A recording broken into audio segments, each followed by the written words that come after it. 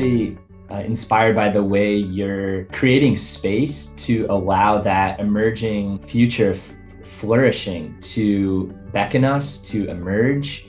And I see that definitely in your upcoming course of the Deep Time Network that you referenced earlier on quantum physics and the new cosmology. And I'd love to hear you talk a little bit more about what you plan to curate during that course and how that can be sort of an incubator for some of these ideas to come forth.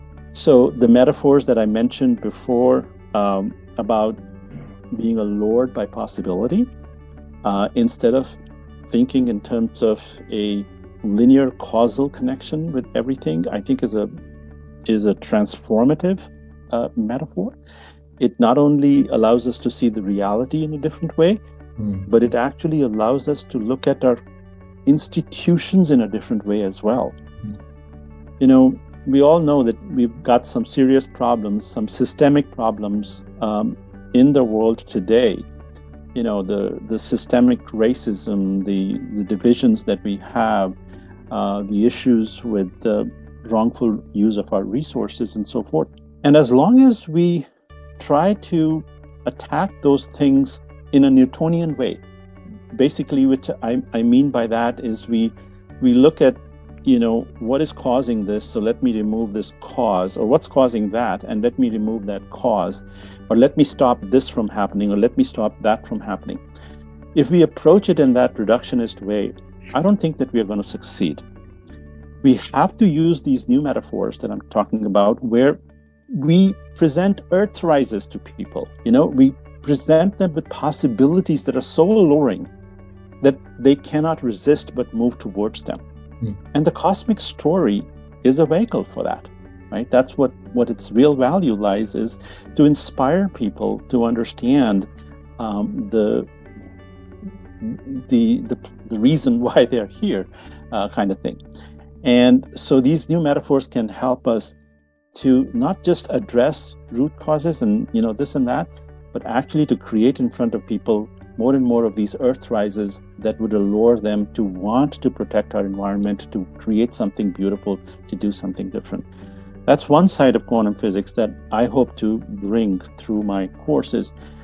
But there's also the other side that talks more in terms of the allurements, right?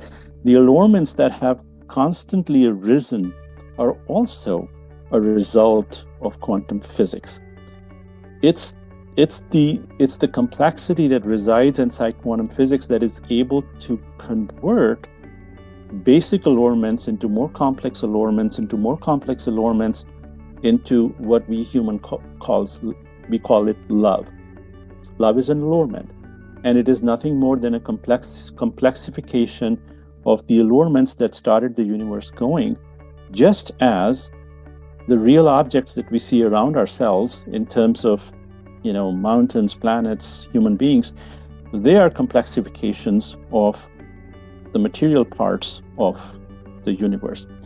So once we recognize that allurement is something that is deep inside of us, that is actually a thread that goes through the story, and if we recognize that and we see it as something arising inside of us and moving us to action, that metaphor again is in my view a very powerful metaphor.